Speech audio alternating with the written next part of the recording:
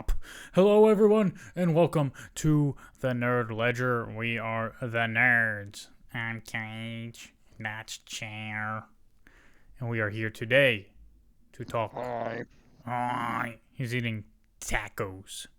So, Chicken tacos. did you make them, or you bought them, I or. got them at the little taco truck that was up the corner. Nice. It was definitely worth. Nice.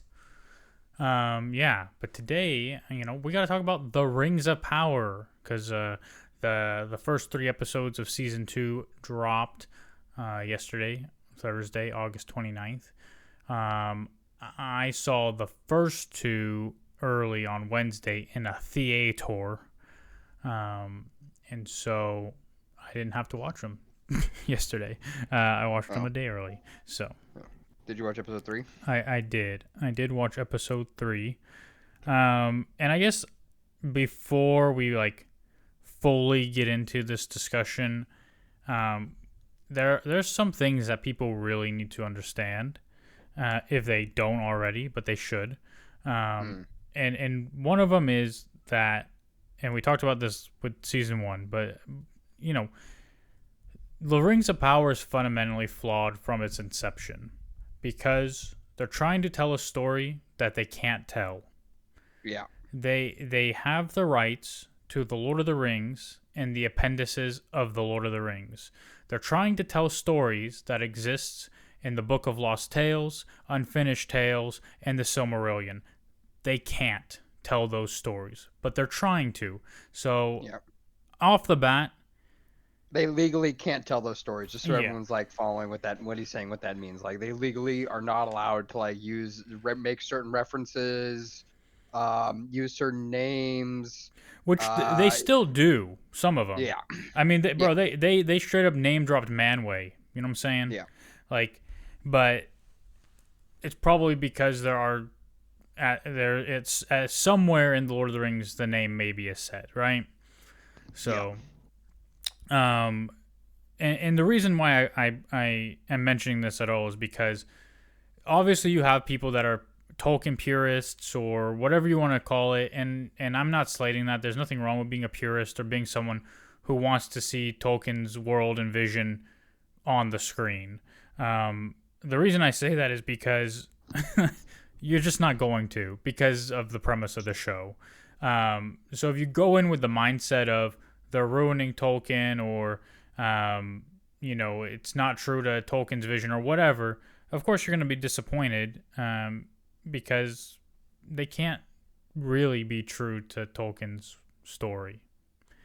And yes, it's because of decisions they made to tell these stories, but you have to accept it as what it is, or move on with your life. Really.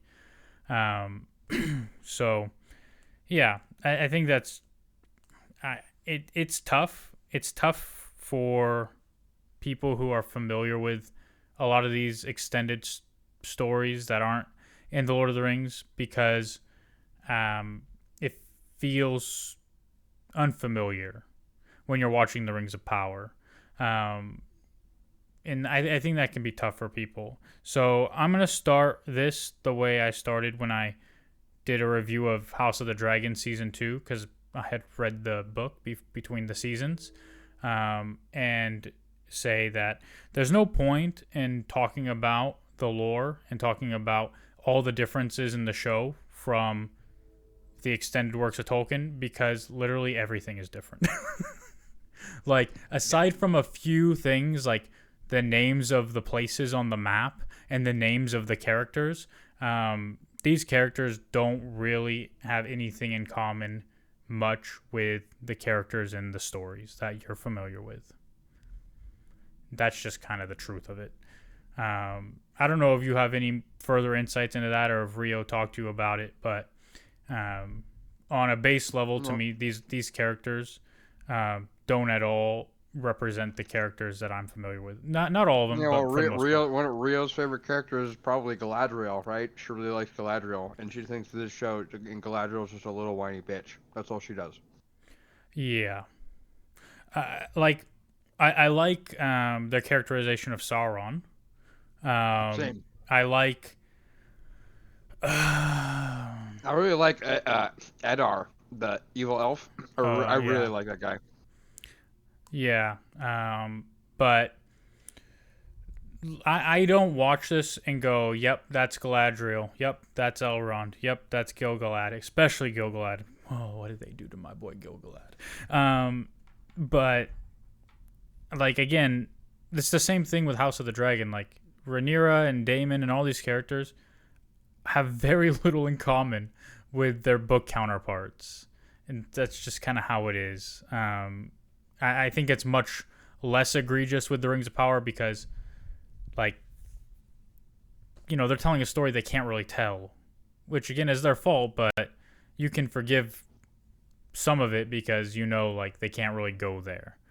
Yeah. But yeah, it's like if we were to go and say, oh, this is at this part in the story, this is similar to what happened in the Silmarillion here, where this happened, like we would just do that for everything because everything will be different.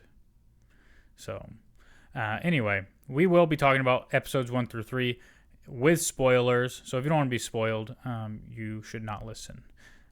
But yeah, what are your overall thoughts, Sir Chair? Just give me 1 second. Why don't you say something really nice while I finish? I'm eating my last taco right now. The last one. Okay. All right. Well, I will say that I think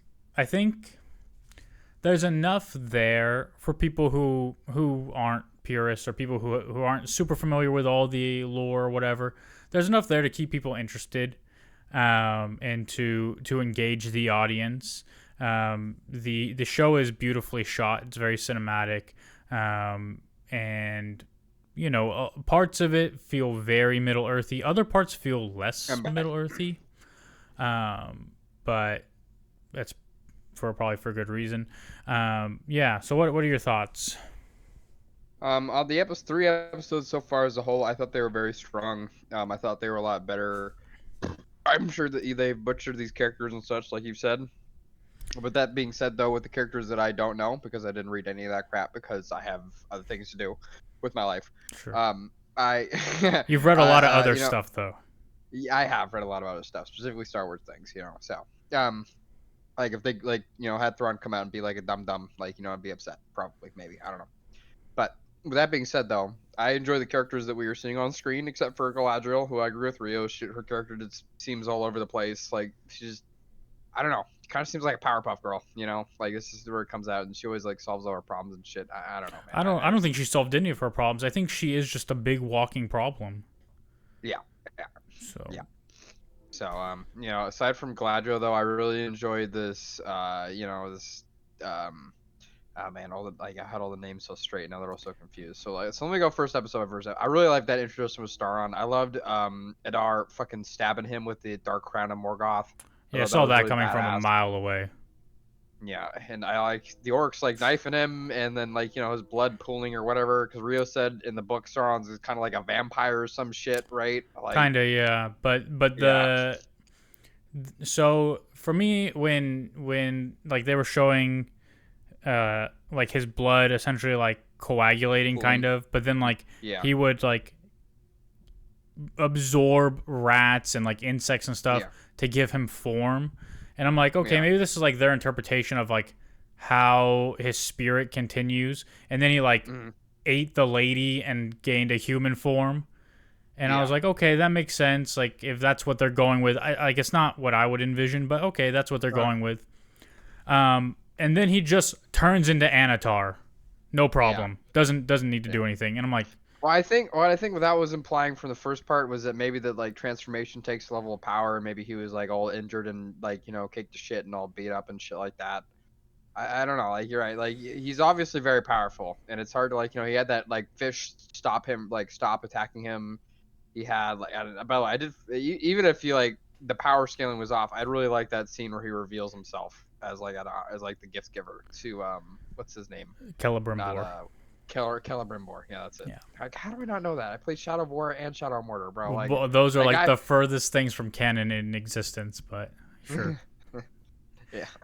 Either way, they're fucking awesome. Fucking badass though. The name, it was the same name. He was just bitching and moaning in my ear the entire time about oh man, Sauron, he was just so attractive, and I let him suck my dick, and Yeah, God, he was so good at it. I just kept letting him do it. Like, yeah, that's what's going on in this show. And by the way, I love this. Like this, I think Sauron's gonna end up being like the most beloved character. Like I don't know, man. Like I think it's awesome. Like I think like the him like just yeah. me, I also me and disagree though with people who say that like they made Sauron a sympathetic character because I don't get yeah, that no, at all.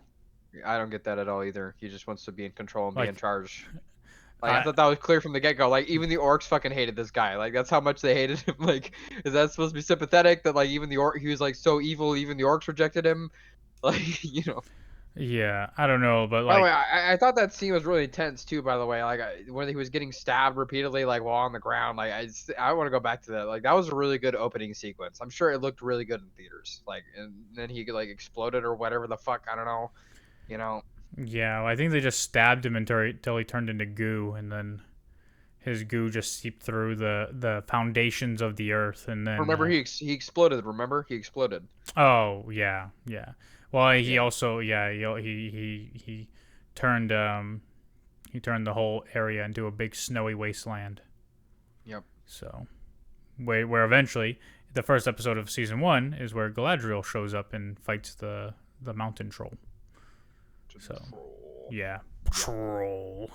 Troll. By the way, there was a troll in the series. We'll get to that though. It wasn't until episode 3. Yeah, I mean the first 2 episodes are really like kind of like a two-parter. Just focuses on, Galadriel, Elrond, and Yep. Gil-galad, and kind of their story. It does a little bit with the dwarves with Durin and Disa as well, Yep. but it's mostly about like, the rings of power, essentially the 3 elven rings, and then Sauron's kind of journey back to power in some ways.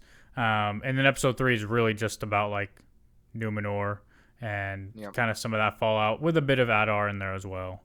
Do you So think that evil wizard in episode 2 is Saruman? I really hope not. Okay. But I also hope the stranger is not Gandalf. But he seems very much more like Gandalf. The guy played by Ciaran Hinds, the other wizard, in the East, I think they said, or the West. I don't fucking know. He, to me, Saruman would not have been like that in his early days. So I really hope he's like one of the blue wizards or whatever. Or just an evil wizard. Are there evil wizards So I mean, essentially, all the 5 wizards came together. They were sent at the beginning of the Second Age for a purpose. Like that's one of the things that like when Halbrand, aka Sauron, is telling Celebrimbor at the end of episode 2, like, I'm a messenger from the Valar, pretty much. Like he's not lying. Like the Maiar are more or less like messengers. Are you there? Yeah, yeah. Oh man, you just like froze for like 30 seconds. It looks okay on my end. I don't see any lag. There was a network. Yeah, the stream just went down. OBS disconnected. Reconnecting. Interesting. Well, it's still recording, so I think it is reconnecting. So, but I don't know why. The internet is fine. Disconnected, reconnecting, attempting to reconnect. Right. But we're okay. Maybe the stream is just broken. Encoding overload. I don't know. My internet's just bad, so that's fine. We don't have to stream. We can just record. Okay. So I'm just gonna. Are we still recording now? Yeah, we're still recording. I'm just gonna hit the stop streaming button and just keep recording. So that's fine. And we still have a video and everything else. We'll be fine. Pish posh. Pish posh. Anyway, I was talking about the Maiar. So Sauron is a Maiar, and so is Gandalf, and so is Saruman, and so are all the wizards, and so are all the Balrogs, and so are the dragons. Maiar are essentially very, very powerful spirits who are usually sent to Middle Earth, but Morgoth, Melkor, corrupted a bunch of them, including Sauron, and the spirits of the Balrogs and the dragons, and that's why they're evil. Is because he corrupted them, those spirits. And then there are good spirits like Gandalf and Saruman until he fell, and Radagast and the other the two blue wizards that we hear nothing about ever again. Melian, who was the wife of Thangol in Doriath, that nobody knows about or cares about. So, yeah, Maiar are very powerful beings. So, yeah, I'm assuming that this wizard that I think they want us to believe is Saruman is just a random blue wizard or something. Or he's a new character made up for the show. Yep, that could be that too. So, yeah, they do in the first 2 episodes also show us Nori and the stranger as they traverse the lands on their way to Rune. And I don't really care for that part of the story that much. Yeah, definitely the weakest. Definitely the weakest plot line out of out of all the plots we have. Definitely the weakest one. Yeah, I really struggle with Galadriel as a character in this show. I think a lot of people do. Listen, my friend Rio, right? She's like a super huge feminist, right? Like a super duper huge feminist. So, when even she says that, yeah, man, Galadriel is just like a stupid dumb who just doesn't do anything. She doesn't do anything. She just causes. You're right. She just causes problems. Maybe that's the point. I don't know. Yeah, but, and then Elrond just being weird too, like implying that her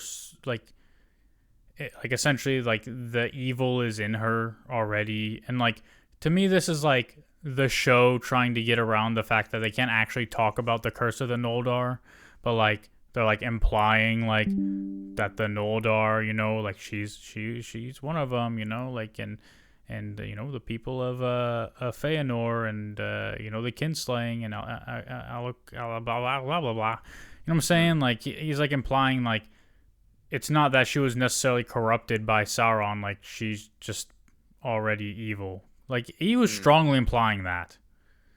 And I was just like, dude, this is weird. Like you're going to marry her daughter one day and then like I don't know. Galadriel is just like she I don't understand. Like season 1 I didn't really understand her either. She was like, I have to find Sauron, because of my brother. Like, bro, your brother died helping Beren. Like, it's whatever. Like, did they really touch on how he died in the show? They like implied that he died in some battle, right? Yeah, like fighting against Sauron. Yeah, or something. Yeah. Okay, well, so she's like, I have to avenge my brother, and then like, so she wants to stay in Middle Earth to protect it from Sauron, and then more or less she falls in love with Sauron somehow, and then she finds out, literally doesn't tell Celebrimbor, who's right there. Like, instead she's like, oh, that guy who taught you how to make these rings? Well, why don't you go ahead and make some of them? And then they, I don't know. Like, I don't really understand what her deal is. It makes sense in some ways because, like, Galadriel does care about, like, preserving the beauty of Middle Earth in a lot of ways, which is, like, why she preserves Lothlorien for so long, using the ring. But, like, it feels weird to me, and maybe it's, like, a good thing, right? Because they're doing their own thing in a lot of ways, you don't really know where it's going to go or how it's going to happen. Even, like, the plot points, there's no knowing if they're actually going to keep any of the plot points that exist in the Silmarillion or any of the extended works of Tolkien.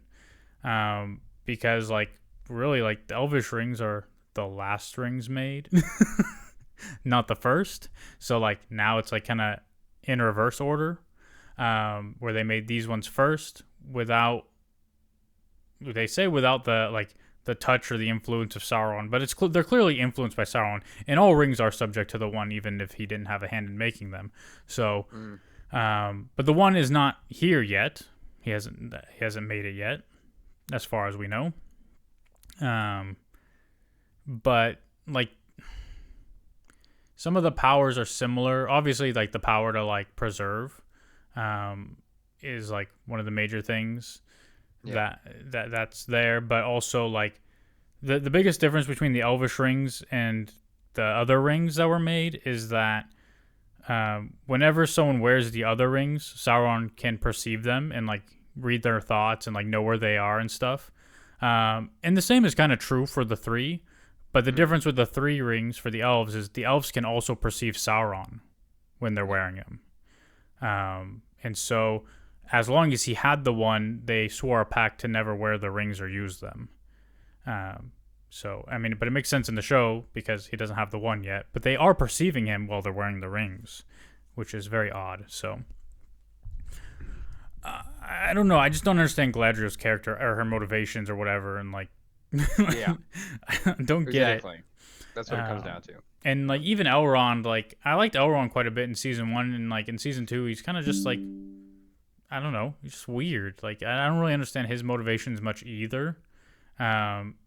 Like he seems to make the most sense. Obviously, like he thinks Sauron did have some influence over the rings, and he doesn't believe like they should be using them because it'll ultimately lead to their doom. And I don't get why the elves are so like we don't want to leave Middle Earth. Like you're all gonna have to leave Middle Earth eventually anyway. It's like kind of the point. But I don't know. I feel.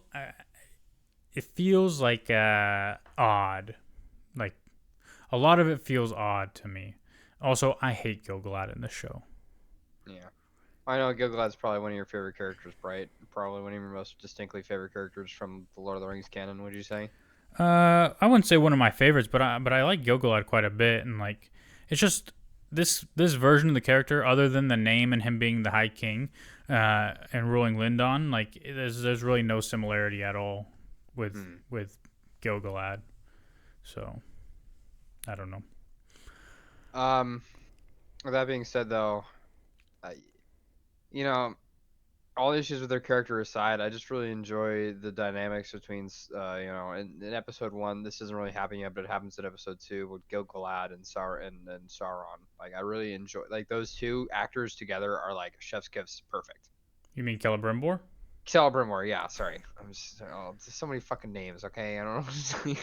Yeah. But yeah, I really enjoy those scenes. Like, it feels like I'm watching a play when I'm watching those two, do things, Yeah. right? And that's a good thing. That's a really good thing. It is because it is very dramatic. They're elves, right? They're like, they believe in like art and drama or whatever the fuck. So, they're just being dramatic and shit. And, Sure. like the gift giver and like just what me and Rio were, the fact that me and Rio really enjoyed it, like I think goes a long way, right? Yeah, those scenes are really good. Yeah, like, we were saying this whenever Sauron was in a scene and he was just through his teeth like lying and bullshitting people, we were just screaming, "Get deceived, idiot!" Because that's what's basically going on, right? right. Like he just showed up and he just started he made these freaking elves like but clown themselves almost, like he just stroked Celebrimbor's like ego like nonstop, like as an artist, like it's just. Oh, Yeah. man, it was all good. He was lying to everybody and everything, and Well, even the scenes of him, like, when he goes on the ship, like with the other people leaving Middle Earth, and like they kind of make you think like, oh, he might help the old man, but like he just like gives him he has that look in his eye. You know what I'm saying? He's like, fucker. Yeah. So I'm a big fan of that. The portrayal of Sauron so far in the show, like and Celebrimbor too. I think that guy playing Celebrimbor is a really good actor. I think there's a lot of really good acting in this show, and that probably goes a long way and probably pulls the bulls over my eye a little bit because I really appreciate people that are good actors, right? And I just think like the degree of acting, like with the dwarves, those guys, like they're playing dwarves. It's really hard to do, and so they got their best A game on, man, dude. It's so good. Yeah, the dwarves are quite good, and then we also get introduced to Círdan as well. Círdan the shipwright. Oh, he was fantastic. I forgot all about him. He looks so perfect. Like he looked amazing, dude. That one scene where he first meets like freaking Elrond in the shipwright. He's holding that pose where his arms folded over. He's half turned towards the camera. He just looks so elven. Like it looks so fantasy. It's perfect. It's beautiful. It's amazing. Yeah, which was it was a lot of really cool and like beautiful scenery and cinematics in the show. Um, so I'm happy with at least how the show looks. Um, and like I said, like as I watch it, I'm interested, but I'm also slightly annoyed. like, Yeah, and it's because I have a hard time, at least with looking this past what you show. know. Yeah, like it's tough because Yeah. it's like you're Well, now telling you know me. what some people are like. That's like it's you having a firsthand experience with like. Have you read like what are the Star Wars like? There are a lot of Star Wars novels, right? Like a ton of them, right? Like there are Yes, people that made their whole lives like not like those Star Wars novels and the comics and the graphic novels and everything, right? And I sure. think too, you're probably like running into that feeling they have, no matter where they are, when they're sitting in front of the content and they're watching the content and it doesn't align with what they have in their head with the thing that they've like sat on a treadmill for 10 years and read over and over and over once a year until it's hard coded into their brain. Like some people who may or may not be in this podcast right now, then maybe like you have a problem making that disconnect, right? That disconnect, where this is a show on Amazon, that's Lord of the Rings over there. I need to disconnect these things in my brain and just like do it, even if the character names are the same. I think a lot of people are having that brush up, like where it's just really they have a huge time, like a huge difficulty disconnecting what they know from what the show is portraying, because it is a good show. These 3 episodes were genuinely good from like a show, from an entertainment, from all of that point. Like it was compelling, it was entertaining. We watched episode to episode. We were ready to watch them, and I feel like other people are too, because I'm not seeing a bunch of people out there saying, "Wow, the Rings of Power really fucking sucks." And at least not on my Instagram page. I'm sure you are, because you know where all the haters are always hanging out. on Uh, comic on comicbooknews.com, go there. First thing you do is I wonder what the comments on comicbook.com have to say. You're probably gonna get some negative opinions in there, but like on Instagram it's and a stuff like mixed that, bag. Instagram yeah, is just people are nicer, I think. yeah, it's a mixed bag though. Remember though, for the first season, it really wasn't a mixed bag. It was mostly hate. So I think the That's fact that true. it's a mixed bag shows that there has been a change of quality. I had this thought. The first season feels like the rehearsal, and this feels like the play. And that's what I really feel like is like going on. Like everyone needed time to settle into their characters. They needed time to settle into the settings. They needed like even the showrunners, the directors, and the camera people and the writers all needed time to like settle into this huge project that they've been given. And I think they're just doing the best with what they have. And Yeah. not all of it's gonna hit, not all of it's gonna be amazing, but damn, like those first 3 episodes are actually pretty decent. I will So say yeah, the acting is very good. yeah, Despite like I might not like the characters very much or the characterizations very much, but the acting yeah, is very good. Like Morfydd Clark who plays Gladriel, like she acts well with her yeah, face. yeah, Like, her expressions and like she conveys a lot of emotion and depth with her performance. So I think that there's a lot to appreciate there. And yeah, it's like with Galadriel, it's easier for me to say, well, she's has to go on a journey at some point, like to evolve into a more recognizable Galadriel, right? yeah, Because even in like a lot of like the Silmarillion or Unfinished Tales and stuff, like you don't get a bunch of Galadriel's personality. Um, so it's not like I don't know, like she's young, she's stubborn, she's proud. Um, as are most of the elves here. I mean, it's hard. It's weird to say they're young because they're like thousands of years old, but like yeah.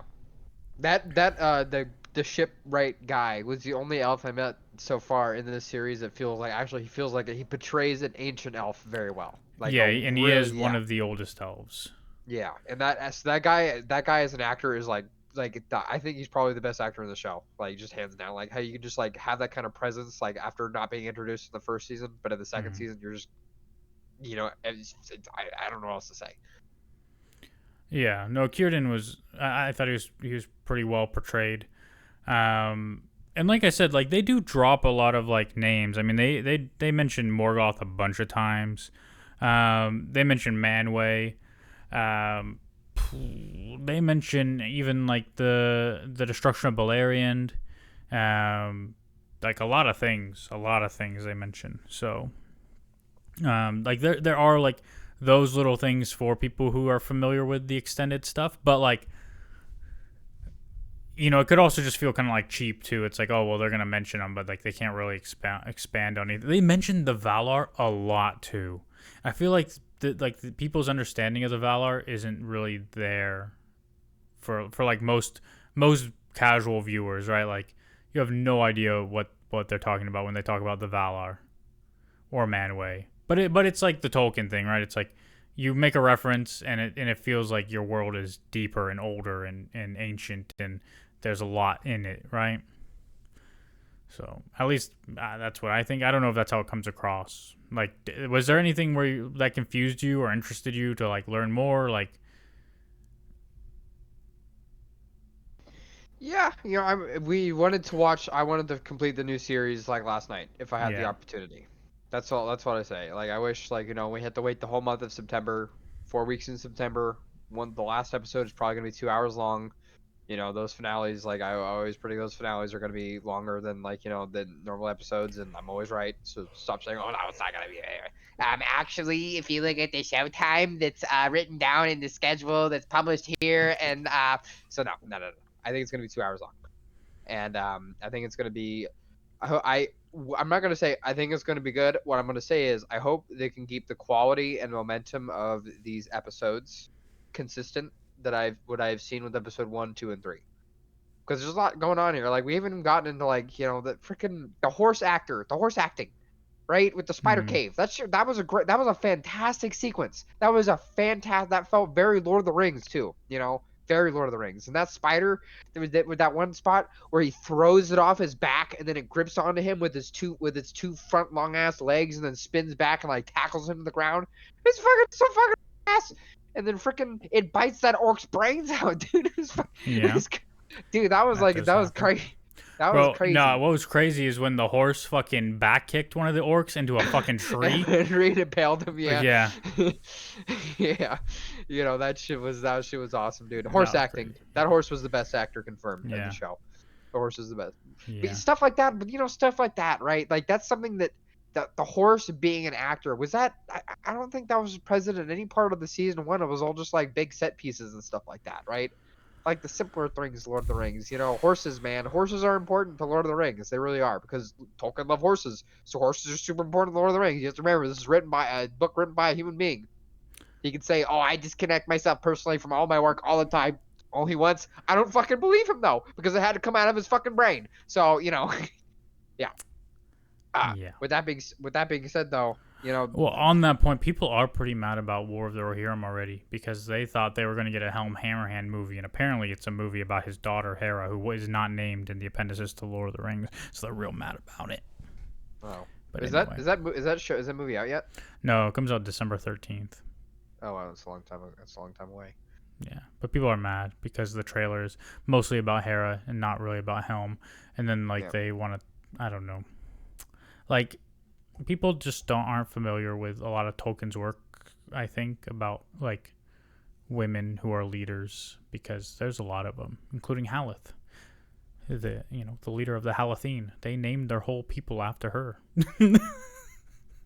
Anyway, anyway, guys, Episode 2, like I like that evil wizard, even though we don't know who he is. I really liked him as an actor. I thought he was really cool, and I like evil wizard stuff and rituals and all that crap. So you know, yeah, he was fine.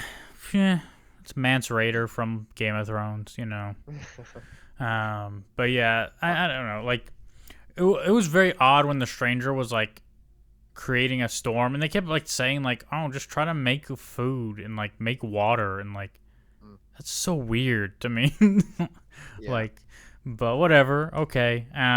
Like, but yeah. when he I would creates definitely like, say the Hobbit and Stranger stuff is definitely the weakest out of the bunch for sure. yeah, like he Uh, creates like this massive like sandstorm tornado thing, and like all these like debris is flying around, but like somehow not hitting him or the hobbits, even though he can't control it at all. And I know they're not hobbits; they're Harfoots, but whatever. I yeah, don't care. They're pre hobbits. three Uh, Hobbits. yeah, but then episode 3, aside from the horse stuff, I mean, we also have like this whole storyline with Sauron before he shows up to Celebrimbor. He shows up before Adar, and like, you know, obviously there's tension because we saw Adar and the orcs kill him at the beginning of the thing. And so the guy who plays Adar, by the way, is another acting god. Point that out there. That guy is really good at facial expressions and being evil. Sorry, I got to keep saying it when it happens. Yeah. But he's really good at that shit. Yeah, but Halbrand shows up, you know, King of the Southlands, not really, but like, you know, he's like, oh, well, I've heard of the sorcerer helping Celebrimbor, and you might be familiar with him, you know, power over the flesh, you know what I'm saying? Wink, wink. Yep. And then he ends up getting locked up, yeah, you know, he makes a deal. He's like, I'll go get this sorcerer for you if you let me go back to Celebrimbor, who's supposed to get a message that I'm Sauron from Gil-galad, but somehow his messengers are just going to get murdered. So he's never going to get that message. And Galadriel could have told him, like, you know, right after she found out and had the rings made. But for some reason, she didn't tell anyone because she was too proud and ashamed of herself until she was before Gil-galad.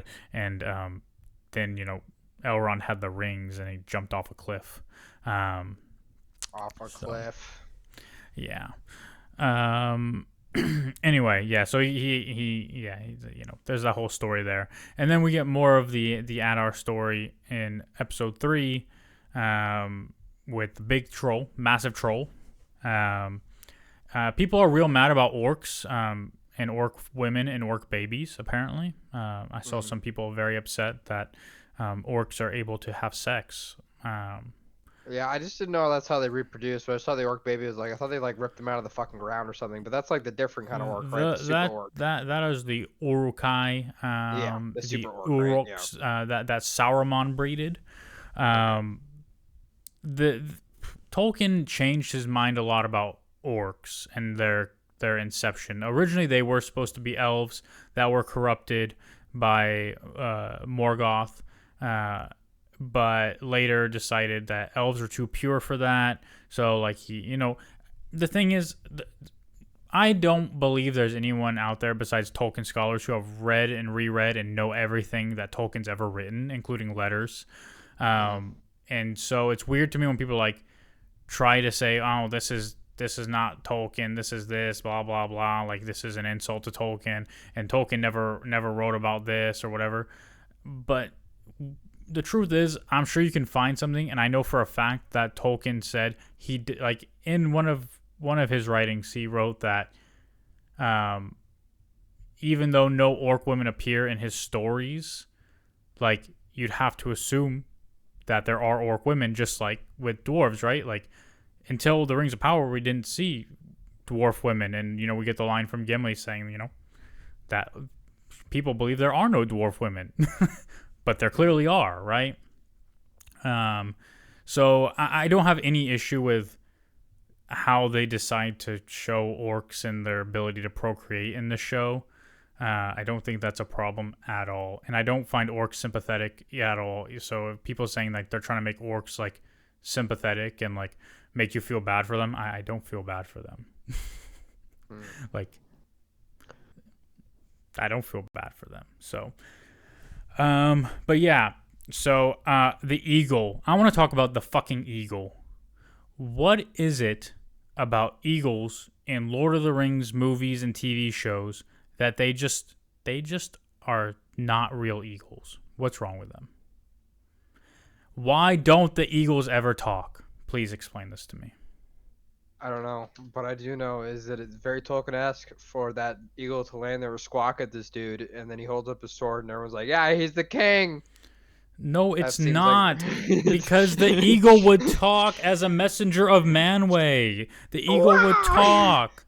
All eagles in the books speak, but never in my life have I seen an eagle in a Lord of the Rings movie or TV show or any other, like The Hobbit even, The Eagles don't talk, and I would just talk. Why are you doing squawking there and like yeah, bro?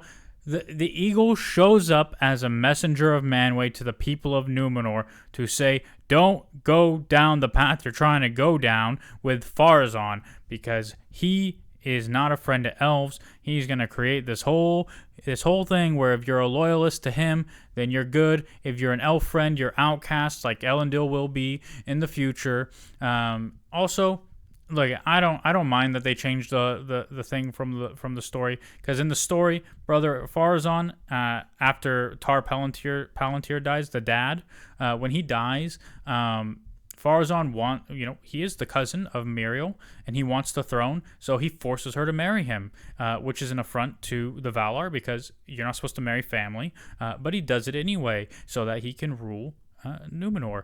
I don't have any problem with them changing that. It doesn't bother me that much. But like the Eagle showing up and just squawking and not even talk, like, why can't they talk? Yeah. Yeah, I don't know. That was a decision in Lord of the Rings as well, wasn't it? Like, Yeah, they never talk. Like, do people think it makes it feel like gimmicky or like one of my favorite games, War in the North? Features an eagle, talks all the time, and he's like incredibly wise, and like he's actually kind of a fucking why badass. here? Yeah, they're all fucking like, when you realize that all eagles are fucking badasses is when you fucking play that game and realize they're all just like warriors killing each other in the hills or whatever the fuck. Yeah. And Manwë will just hit them up because like, hey, I know you guys are the toughest sons of bitches around. Go tell this person this message or whatever. Literally, yeah. Eagles are messengers of Manwë. Yeah. And like, what? I don't know. They must feel like it cheapens the show or makes it like gimmicky or something, because like nobody ever has the talking animals. Why? Why? The animals can talk. Bro, one of the first, like, if you read the Fellowship of the Ring, when the elves are, when Frodo and Sam are walking through the woods, a fox sees them and goes, hobbits walking through the woods. That's kind of odd. Like, I don't know. Like, it just strikes me as so odd that it's an odd decision. Like, let the Eagles talk. Just let them talk. The Eagles speak. Like, I get it. I get a little bit of it. It's like, oh well, if we let the eagle talk and say don't follow Farazan or something, like it'll like it makes more sense for them to misinterpret it or whatever. But it would be even more powerful, I think, if he says don't do it and they do it anyway, because like Farazan and his followers continue to insult the Valar with what they want and what they do and their dislike of elves, because elves have eternal life and they don't. Also, they ruined Farazan's character in season 1 because like they made him like this like Navy reject, kind of like he can't sail or some shit, when like he wins, like he's one of like the most prolific seamen in the Silmarillion, and he goes and wins a bunch of battles in Middle Earth and keeps returning to Numenor until eventually he says, fuck Sauron, we're gonna go rip him off his throne and take him captive and bring him back to Numenor, which they do. Like, this Farazan's a pussy ass bitch. Anyway. Yeah. I said I wasn't gonna keep comparing, but I'm comparing. I'm sorry. It's all good. Well, we understand why you're doing it too. Obviously you love these characters, so there's that to think about. Obviously. I don't even like Farazan in either representation of him, but like I liked him.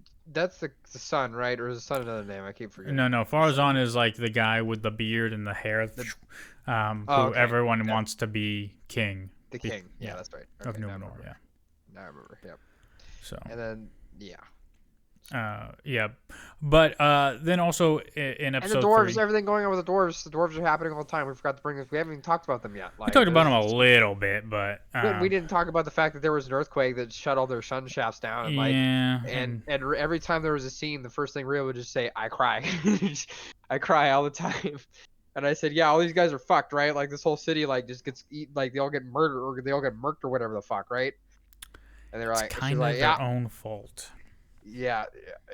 They dug too greedily and too deep. Well, yeah. I mean, it's not just the Balrogs. It's like But yeah, Khazad It, Doom, the one of the greatest ever strongholds of the dwarves. Yes, yep. it's doomed. It's doomed. It's Yeah. So doomed. I mean, more or less, like Durin and Disa are outcast, and Durin is just like mining, and apparently he never mined before, even though we see him mine in season 1. But he has all these like blisters on his hand, and then he gets beat up by real mining dwarves. Um, I don't know. But Dee says, like, you're stubborn and hard-headed, and you need to figure your fucking life out. And then she goes to the king, and she's like, you're stubborn and hard-headed, and you need to sort your fucking life out. And then he's like, okay, well, can you sing for the mountains? Because there was a massive earthquake, probably caused by Sauron, and it closed all our shafts, and now our food won't grow, and we have no light. And then they sing, and she makes it worse. Yeah. And then in episode 3, her and Durin are called to Celebrimbor because he would like to present them with some rings of power that can, help them. Probably by, preserving things and making sure they have enough food, and all that fun stuff. And all they need to do is give them some mithril so they can make more rings of power. Yep. Yeah. And we'll help fix all your problems. And there's this new awesome guy. He calls himself the gift giver, and he's giving me all the gifts, dude. He's so hot, and he keeps sucking my dick, and I love it, dude. Yes. I'm never gonna betray. He's never gonna betray. Anatar, the Lord of Gifts. The Lord of Gifts. Yes. Yeah. That sequence is pretty fucking badass, though. That whole thing. That scene was really good. Yeah. Yep. And the scene too where he convinced him to like lie to Gil-galad, that was really good too. Because the whole time I was like, "Oh no, don't do all the things I want you to do." Oh man, get deceived, idiot. Girl, get deceived. Get fucked, bitch. Yes, we were saying, "Get deceived." Me and Rui were just screaming that. Get deceived, idiot. That's what was going on. Yeah, they were getting deceived. It was. And then Isildur. That's the other major thing that's happening in episode 3. Isildur gets rescued from the spiders by his horse. There's some cool sequences. That was a great sequence. Like, the horse acting itself, the spiders, everything was just so good. He comes to the dead marsh, and he takes like the frickin' he's about to drink water, and then he sees that dead body that's in the water, and then he sees like the boots and the sword. He takes the boots and the sword. I really appreciate that. Yeah. And then he finds a burning camp, and then this lady stabs him in the thigh, and then he makes a dick joke where he says it could have been worse. And I don't think it was a dick joke. I think it was a dick joke. The winner of everybody's head. I think it was a dick joke. You know this character Estrid? Is her name Estrid? I don't know. There's a Forbes article like weeks ago from set photos of her that said they think she's Sauron. Oh, everyone's Sauron. I think get deceived. Get deceived, idiots. I think Gil-galad is Sauron. Yes, they're all everyone Sauron. is Sauron. Celebrimbor Everyone's Sauron. Get deceived. I'm the deceiver. I'm gonna make deceptive actions. Exactly. Yeah. But yeah. It's this Estrid lady that he's clearly falling in love with, having just been stabbed in the leg by her. And so they go, and then they find some guy by a cart, and he's like, haha, get deceived. I'm not really injured. He must be Sauron too. And so, they steal their horse, and, Arondir comes back, the black elf with the high fade. He does some pretty cool things, he does some flips and some arrow shooting and stuff, and he's pretty cool, he's a pretty cool elf, what I'm saying? Does some cool things. And he saves them, and then he talks shit because he's very sad because thank the Lord, Bronwyn is dead. Holy shit. I hated Bronwyn. Fuck that character. This fucking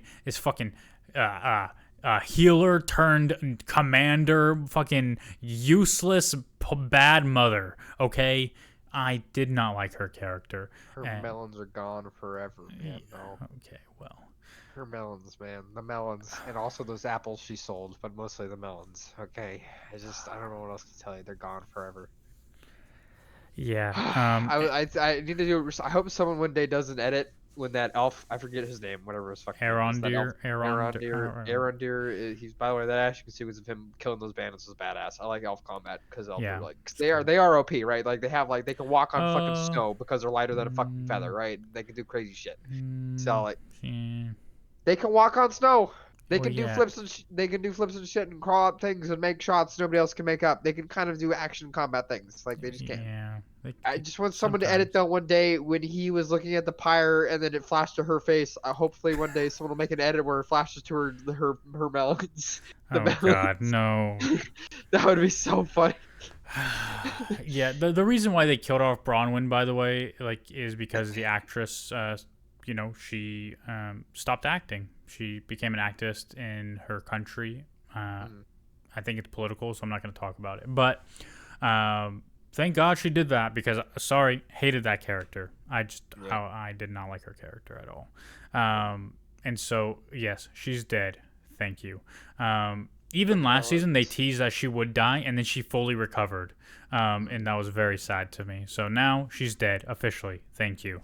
And then Arondir's like trying to give Theo some fatherly advice, and Theo's like, never talk to me again. You're not my dad. Go fuck yourself.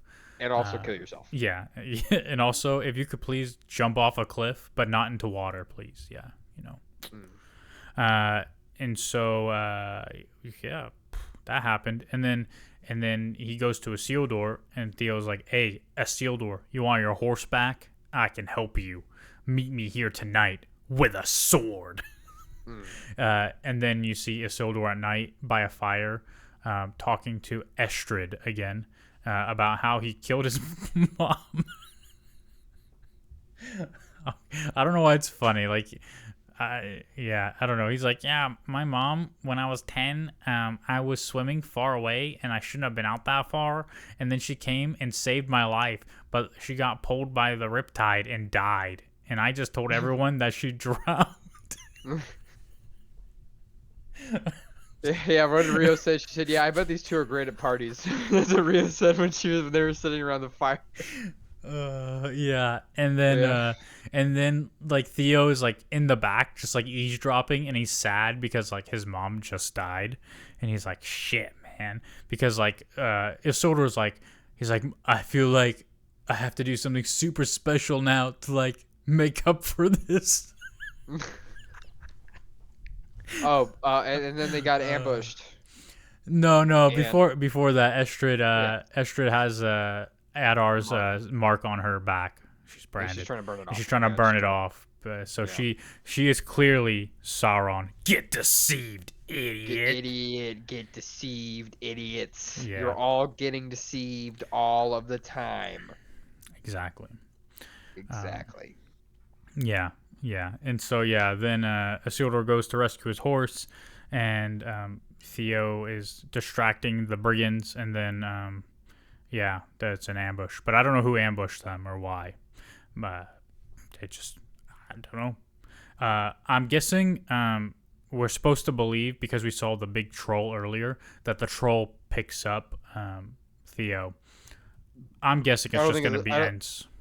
I think it's the Ents. I don't think it's trolls at all. Yeah, I think it's Ents. I think the fact they would have shown the troll. By the way, they showed us a troll in this. This is episode 3, is when they showed the troll, right? Yeah, and the troll talked, but the fucking eagles can't talk. Yeah. Well, the fucking trolls can talk. Like they're fucking in the Hobbit. They're sitting there jabbing and jobbing at each other, like oi oi, cockney, oi oi oi. Different trolls. They're trolls. They're all trolls. All trolls are the same. No, they're not. All trolls. The trolls and the surface of Sauron never spoke in the Lord of the Rings movies. The trolls, when they assaulted Minas Tirith, no talking. The cave troll, when it assaulted the Fellowship, no talking. It just went, you know? Yep. But they let this troll talk.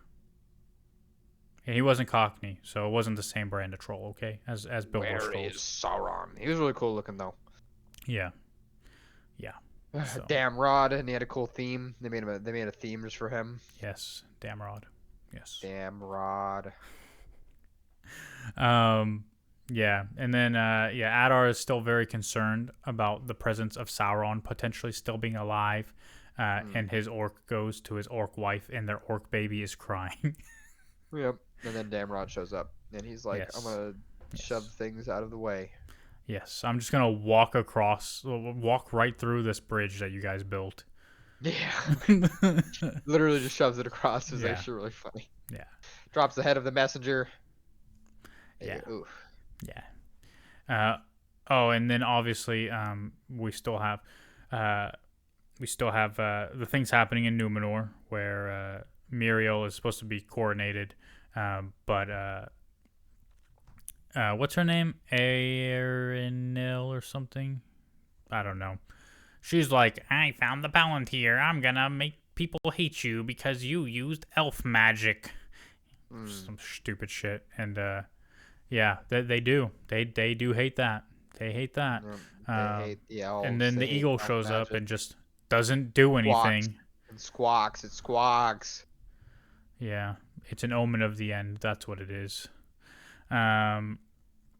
So yeah, you know what?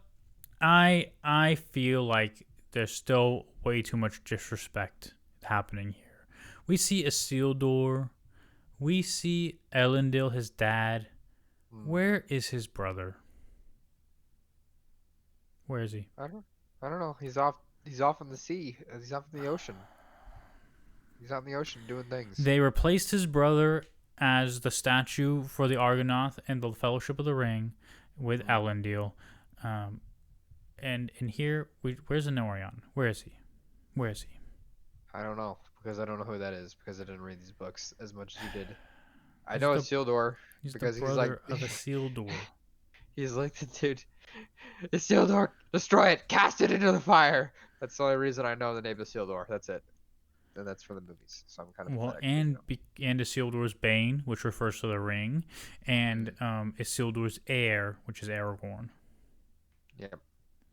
Yeah, they also don't touch on pretty much at all, from what I've seen so far, of how much Sauron hates the Númenóreans. He hates them. He hates them. Maybe he'll grow to hate them or something. Yeah. But yeah, I don't know. I thought the first 3 episodes were interesting. I'm not prepared to say that they were good. But you can. I know you loved them. It's okay. You can say it. I enjoyed them. I thought they were very cinematic. I thought they were very dramatic. The acting was great. Yeah, sure. Like there was some weakness for sure. But it's a show. You know, we got to take it as it lands, and hopefully the quality will continue. And that's all we can really hope for. You know, like you know, again, like I'm sorry they're taking characters you love and like just doing different things with them. But at the end of the day, I really like the show is pretty good. Like the show as a show is pretty decent. Like right, it's I would say it'd be less of a problem if what they changed about the characters was interesting. But like, I don't find Galadriel to be that interesting in this. And I don't find Gil-galad to be like their motivations seem off. Like I don't really get them, and maybe that's my problem. But I also thought the scene where Galadriel had like the vision of Celebrimbor getting murdered by a tree. I thought that was pretty cool. Remember that? Yeah.